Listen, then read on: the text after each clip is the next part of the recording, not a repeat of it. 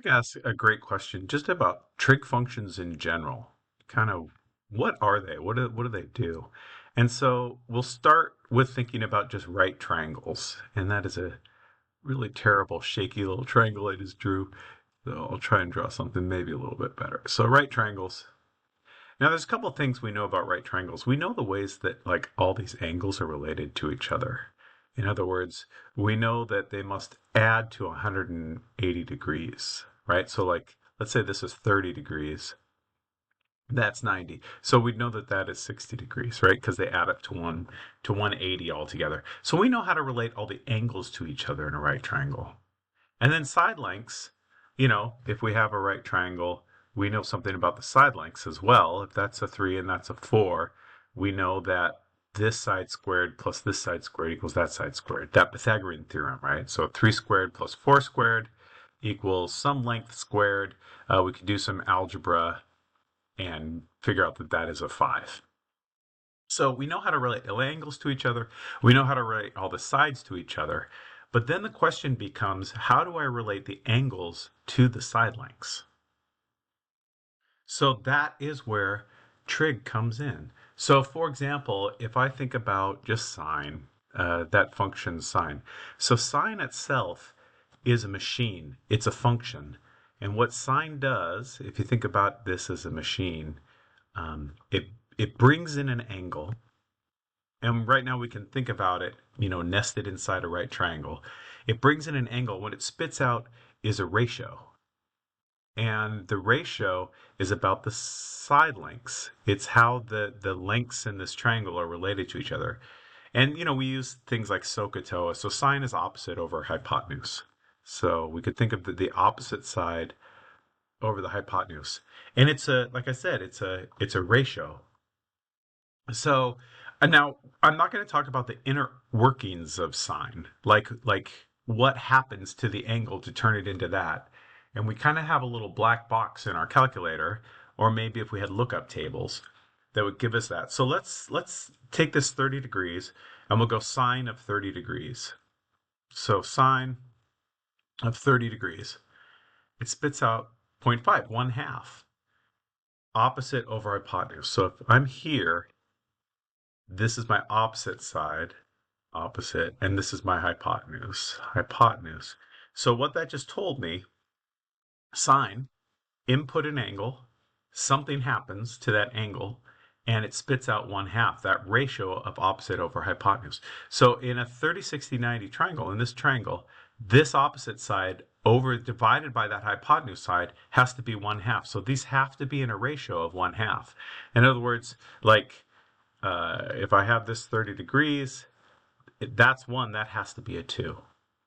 But it scales, right? Like it's a ratio. It doesn't tell me the actual side lengths. It tells me if I go this divided by that, what I get. So it could be that this is 5 and this is 10, right? It just tells me the ratio. And then from sine, I can also say, well, let's see, cosine then, right, and it's not cosine doesn't equal that. It's cosine of some angle. Gives me a ratio as well. And that ratio is adjacent over hypotenuse, right? So adjacent over hypotenuse. And what's interesting about this is if I start to, let's go cosine of 30 degrees.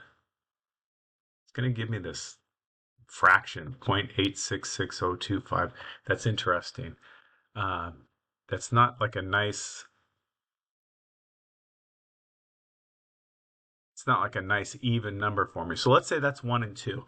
Knowing that could be 5 and 10, that could be 10 and 20, right? They're just in that ratio. And this side right here, according to my calculator then, if I go this side divided by 2, I get that 0.866, whatever that is. So I'm going to say, if I took my adjacent side and divide by the hypotenuse 2, I get that 0.866. But it's about that. It's not exactly that, because my calculator has more decimal places. And this is an approximation too. It keeps going. So let me actually think about what that length might be, well, I could figure it out using Pythagorean theorem, right? Like I know that 1 squared plus that adjacent side squared is 2 squared. So let's see, 1 squared plus, I'll call this a, is 4. A squared, subtract the 1 from both sides is 3. A would be square root of 3. So that actual length is square root of 3. Okay, so here's what I said. If I want cosine of 30 degrees, and my calculator spit out about 0.866. And I'm saying that cosine, remember cosine's a machine. If you put in the angle into the machine, it spits out this ratio adjacent over hypotenuse, which would be square root of 3 divided by 2. Okay, let's see if that's about that value, 0.866. Square root of 3.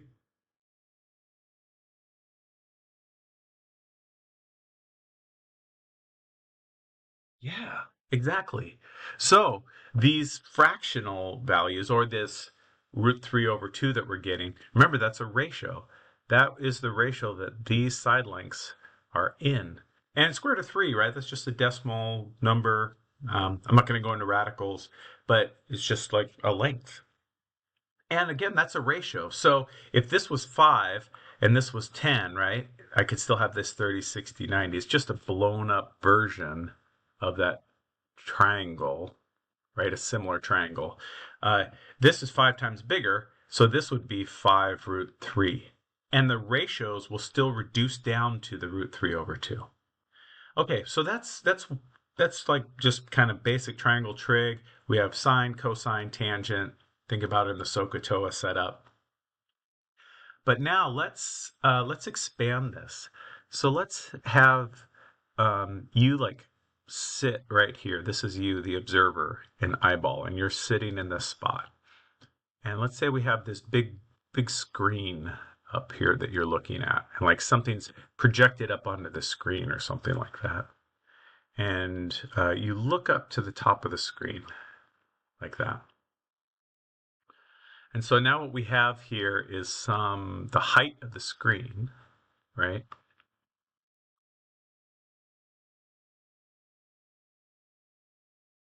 And we have the distance to the screen. And then we have your eye look, right? Like how long this is from here. So basically I have a hypotenuse, an opposite side, an adjacent side. So you can start to think about this angle that's in here. If I wanted to talk about the height of the screen relative to this angle, well, let's see, the height that's opposite. So that would be SOHCAHTOA sine. So sine of that angle that I'm looking at would be that height divided by that eye look, right? Whatever it is. So if I need to know like how high I need to look at the top of this screen, or maybe it's like the height of a tree or something like that. If I knew this distance right here, I could say like that divided by that gives me this. And same with this distance here, the cosine. It's going to give me that same, a similar ratio, adjacent over hypotenuse. It would be that distance divided by my eye look. So this tells me something, like if I can tell how this far is, this divided by the distance to there has to do with that angle. So what's interesting is we could start to think about like, yeah, this eye look, whatever, but it's just a ratio, right? So this is where we could start to like fix this. If this is like a fixed distance, let's say this is 1 mile or something like that. You know, if we just call this a 1, if this is our unit, what happens then is this value down here just becomes a 1. And then what we start to have is, well, this height divided by 1. So sine of that angle would just be what that height is. cosine of that angle would just be what this distance is, because we fixed this as a 1, right? Like if this becomes our unit. So what starts to happen is we have this spot, we're going to fix this as a 1, right? Like this hypotenuse. And then we can start to say, if I have this angle, let's say I have this little 10-degree angle right here. And again, if this distance is fixed as 1, I could say this height right here is sine of 10 degrees. Let me expand this out and talk a little bit more about that. So like, if that wasn't 1, if that was, say, 5, let's say that distance was 5, right?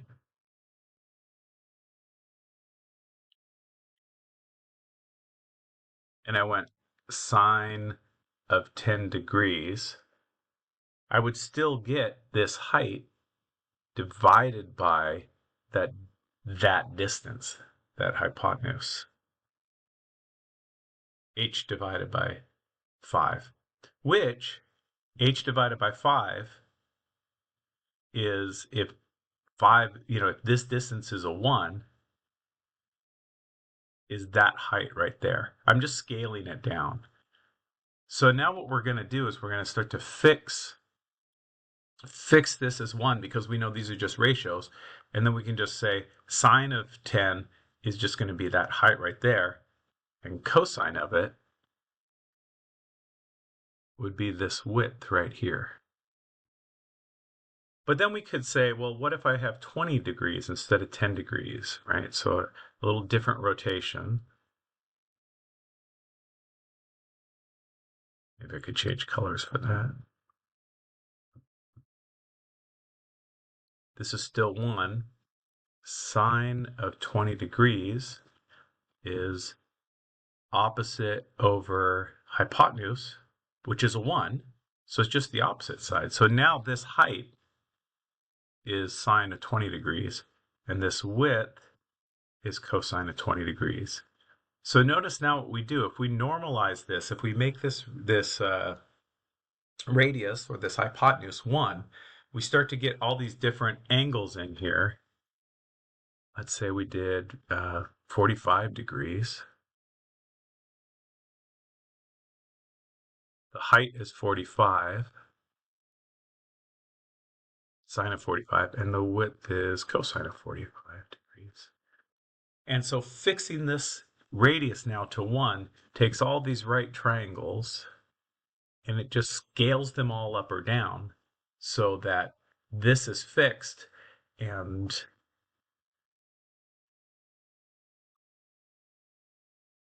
this side just becomes, sine, and this side just becomes cosine. So now we can think about the height of this triangle is sine and the width is cosine. And that's where this unit circle that's somewhere in here comes from, right? Like if we look at 30 degrees, it's called a unit circle because the radius is a unit. It's 1 unit. So if we rotate 30 degrees, notice this root 3 over 2 is that width, the x value. This 1/2 is the height, the y value. So then now what we can do is we can start to talk about angles that are bigger than 90 degrees and the relationship between the rotation, the angle, right? Sine is a machine that takes in an angle and spits out a ratio. And what we've done with the unit circle is we've already done the division of the ratio part. We've already made this distance right here 1. And so then now what we have, if we take, say, this is 120 degrees, sine of 120 degrees, the machine is taking in the angle, the ratio, and what it's spitting out is, well, it's like basically the height divided by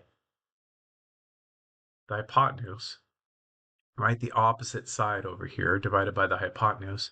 So that is, since this distance is root 3 over 2, root 3 over 2 over 1, or root 3 over 2. this negative 1/2 is this distance right here, negative 1/2. Cosine, if you can think of it as adjacent, right? Because here's your angle right here. This is the adjacent side, divided by 1. It brings in an angle, and it gives us that ratio, that negative 1/2. But now we can kind of step away from ratio, and we can start to think of these outputs as just positions in space. So we can say sine of some angle on the unit circle, right, when this is 1, gives us the height, or the y value. Cosine of some angle, because we've made this a 1, this is the unit circle, right? The radius is 1, gives us x. And if we needed positions in other places of space, what we can do is we can just go like, well, if this isn't a 1, we can stretch it out and make it that many times bigger. So let me give you an example. Let's say we had this 30-degree rotation, but instead of this radius was 1, this radius was 5. So now cosine, we have cosine of 30 degrees, right, which we know is, well, cosine's x, root 3 over 2.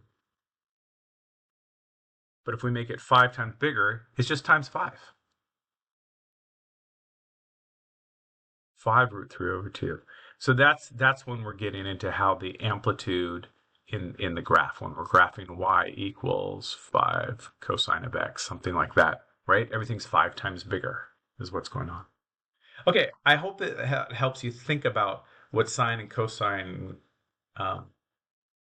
are in two different, but kind of the same settings. One is the right triangle setting, and one is the unit circle setting. I hope that helps. Please ask more questions.